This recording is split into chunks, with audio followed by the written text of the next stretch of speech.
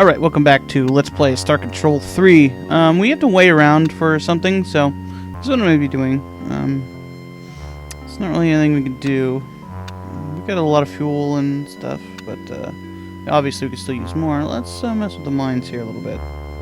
Our fuel refiner here isn't finished, as you can see, which is why I'm leaving the factory on. Otherwise I wouldn't even bother with it. Okay, let's take some of their resources too. We need this.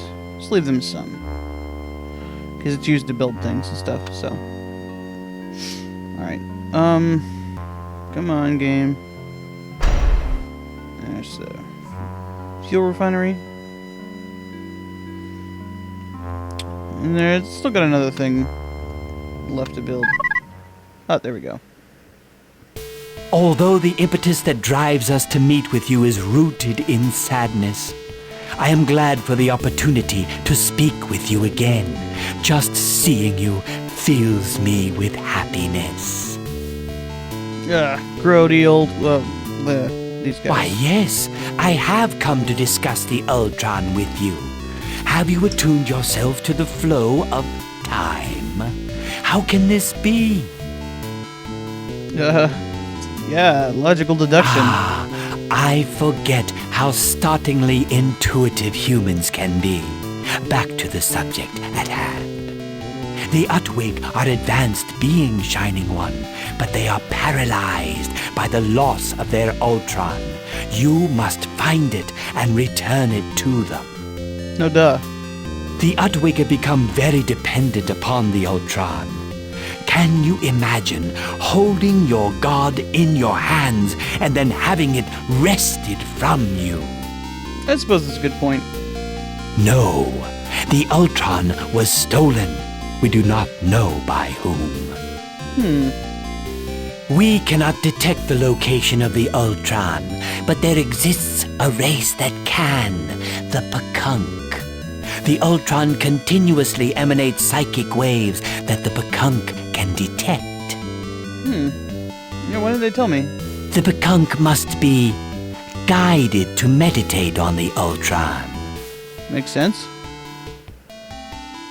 You humans are so refreshingly direct. This is one of the reasons we chose you. This is why we have managed the development of humankind. We have faith in you, my child. May you fare well. That sounds creepy. Managed our development. What? From the dawn of humankind, we have been there to nurture you.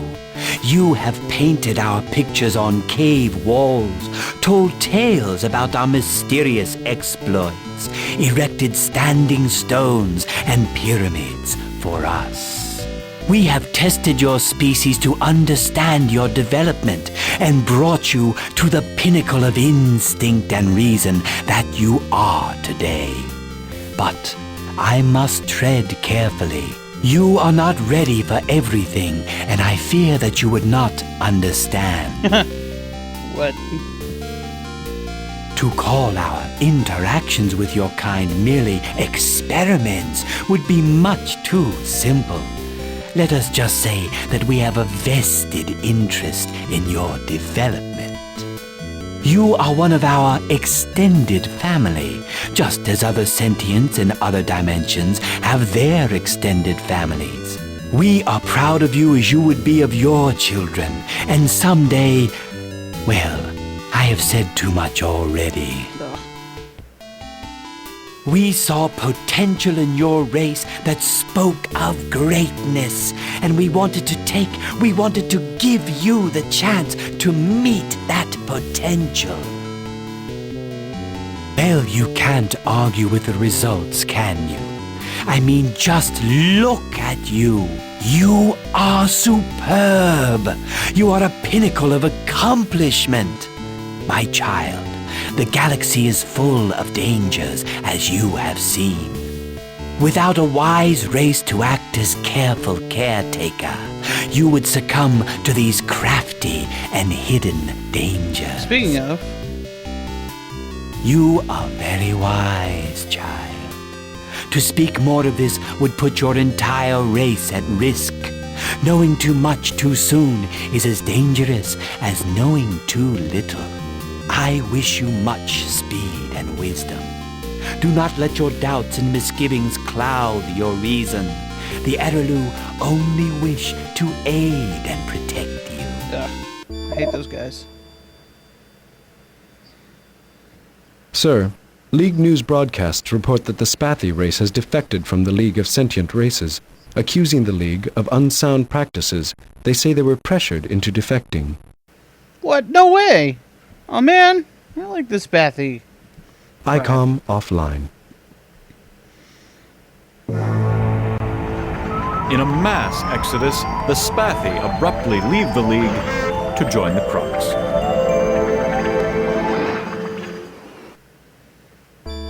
Well, shit. As you see, they're enemies now. And, in our fleet thing, we don't have any more of them, so, yeah.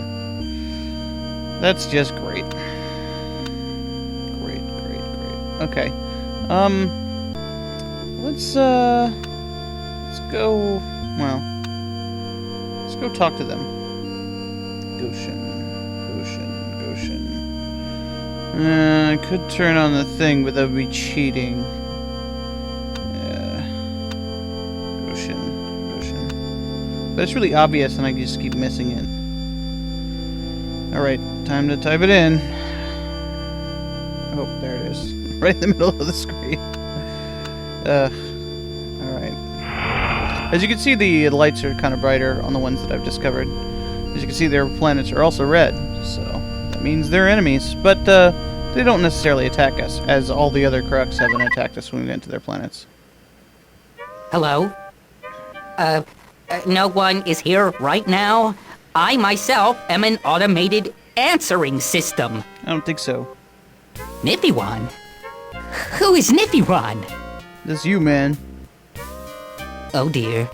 We were hoping we could get away before you noticed. Dear. Now we have to discuss the matter in depth. You better explain.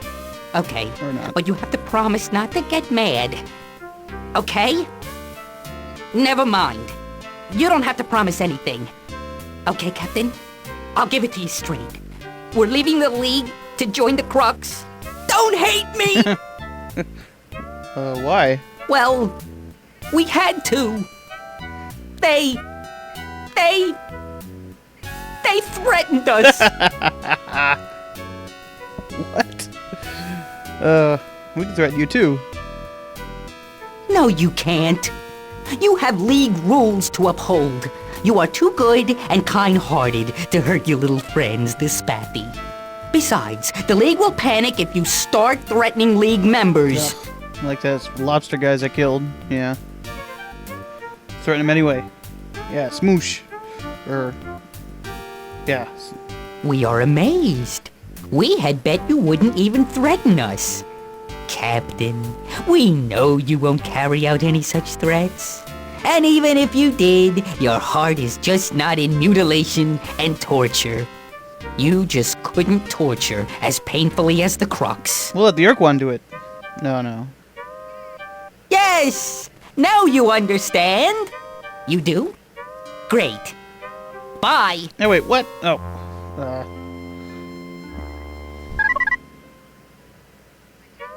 Attention, big, mean, hostile alien vessel hovering overhead in an obvious attack posture. This is Crux Colony Manager Niftywan. Our sensors have tracked your entry into this system, which you are no doubt here to conquer. And while you are certainly welcome to do so, we would be greatly appreciative if you would please just go away and forget this star system ever existed. If you don't go quickly, it will greatly complicate our slave relationship with the Crux. I don't think it's good. I'm sure you can. It's no Star Control 2 intro. You build a strong case, Captain. Here we are, alone in our fragile homes in a hostile alien quadrant.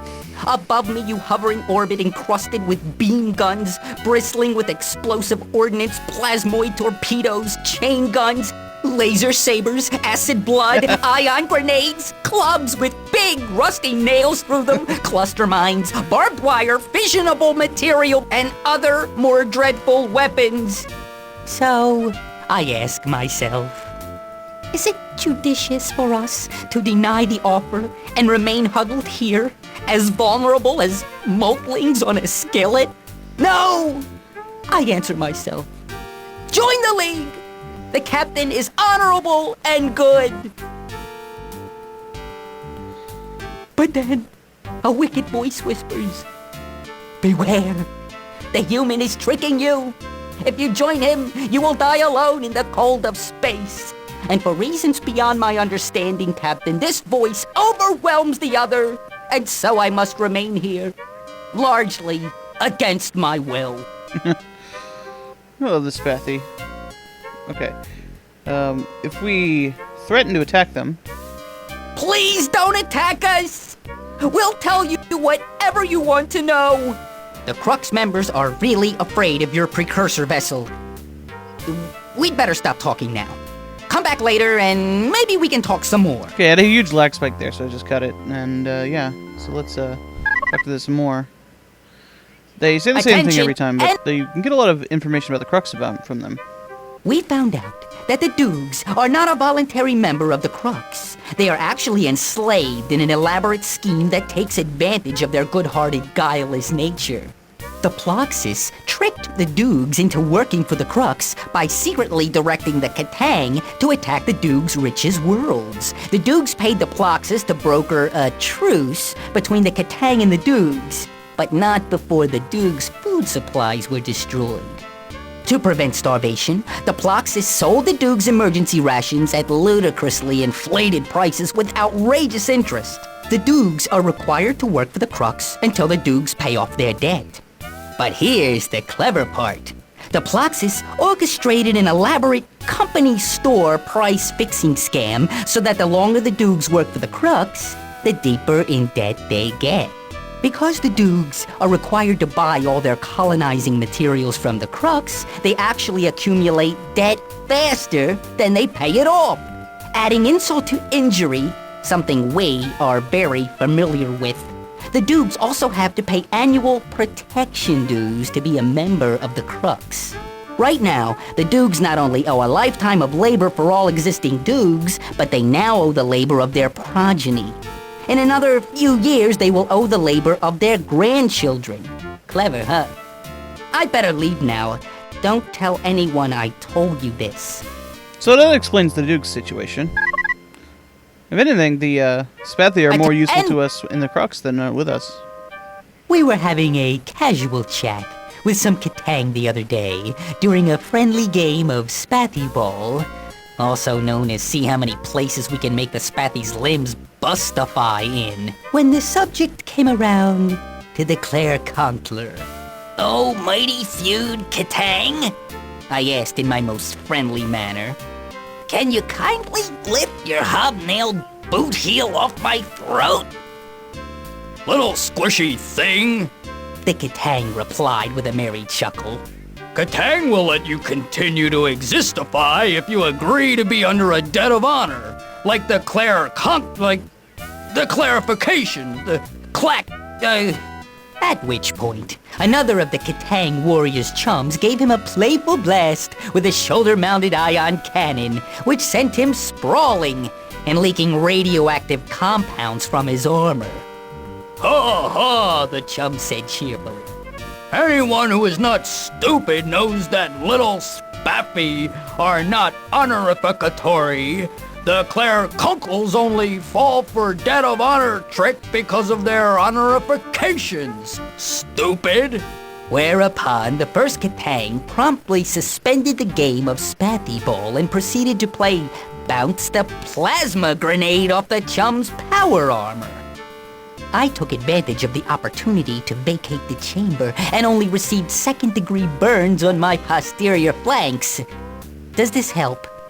Ooh, I better leave now. I love that story. It's actually very believable. Okay. Yeah, Attention! shut up. Okay. And more stuff. what do you wish to know? I got a choice this time. Very little.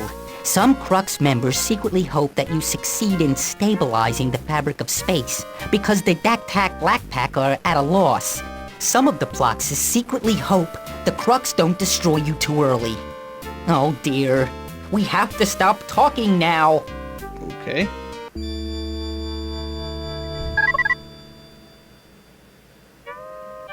Attention! Yeah, shut up. What do you...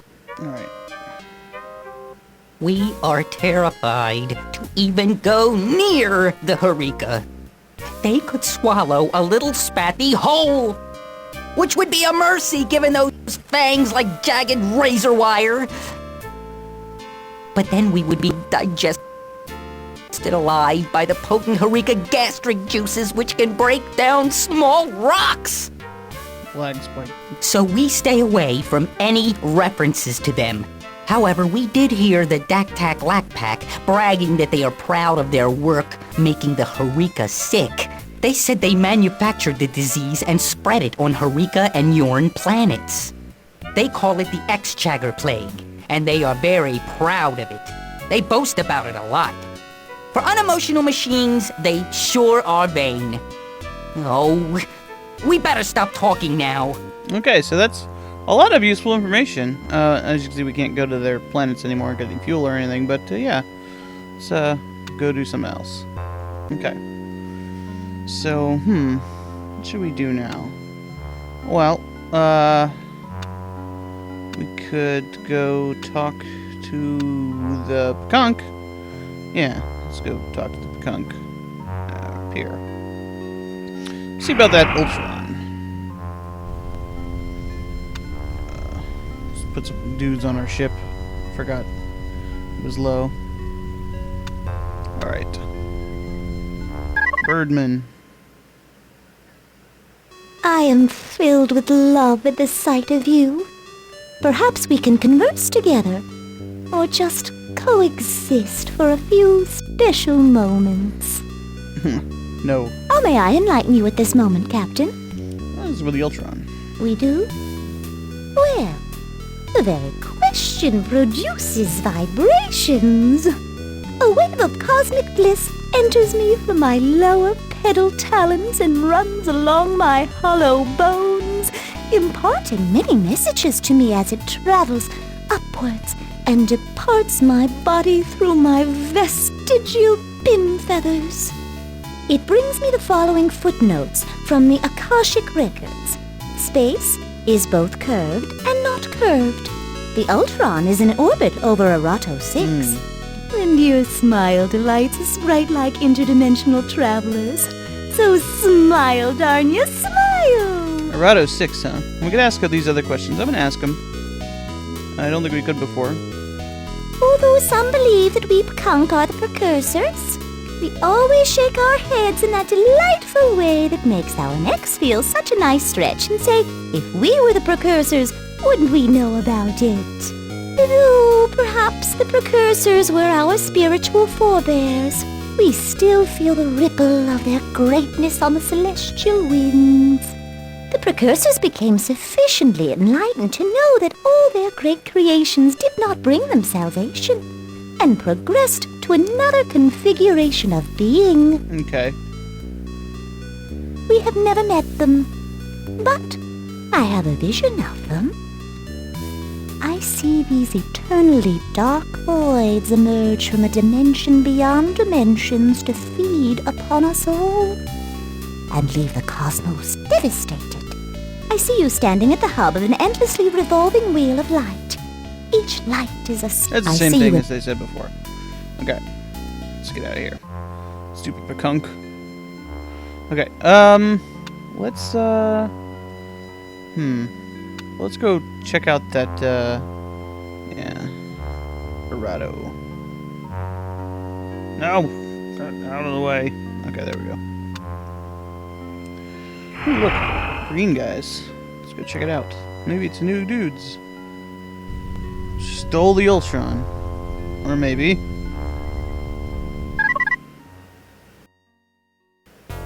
Oh! Ow! Hi, Captain! Is anybody surprised? Harvesting resources? You can see at the beginning, there aren't any resources. Well, how about that? No resources. Wait, let me check. Wow! No resources! The great Earthling Captain is right! Will wonders never cease? I guess even a stopped chronometer is correct once a millennium. No resources. Huh. Guess we should go home I now. think he's insulting us. Ultron? What's an Ultron? And why would we want it? And why would we want to upset the Utwig by stealing it? I think they gave up their game. That's a very good question. I can see that you were not dropped on your malformed ovoid head at birth. Yup, keep on asking those tough questions and you'll go places. Speaking of going places, it's time for us to leave now. No resources on this planet. Imagine that. Well, bye. Time to go home. Oh, good question. Well, we have to sign off so we can look for a way home. Don't you trust us? No. Wait! Why do you think we have this Ultron, or whatever it's called? Because you're jerks in the program. Oh, the little pakunk! How do they know? What are they, psychic? Yes. Yes, they are. Oh, who cares? Just ugly pakunk and uglier humans. Can't argue with him about them being ugly. How did we get here? Weird. Weird.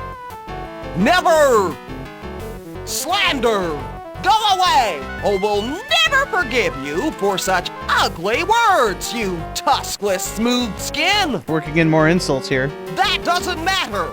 You should believe us even when we lie, or else we'll think you don't trust us! Yeah. Die! Ugly snub snout! Okay, so we have a special way of dealing with them now. Let's use the Utwig. Revenge! And user shield! Aha.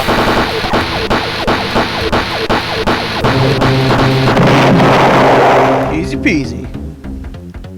Now you do have to kind of take damage when your shield is working, so.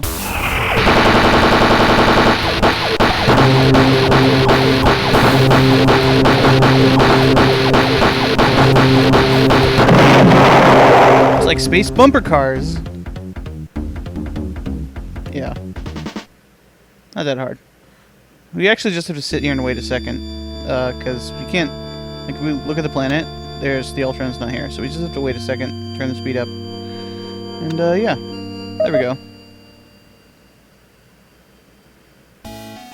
We found an indestructible object floating in space along with the debris from the Vck ship.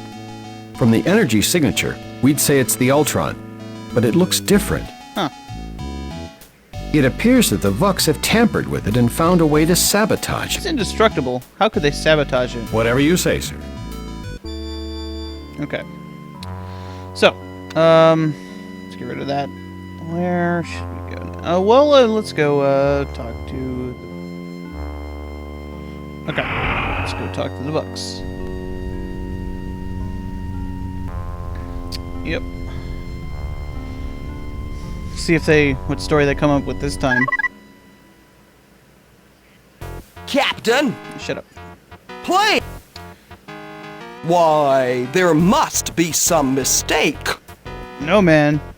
Well then, it must be more pesky renegades, because we would never do such a thing to our dear friends. Stupid Admiral Docs. Yeah, dudes. Now, Captain, how could I possibly know any such thing? 'Cause you're involved, man. Jerk.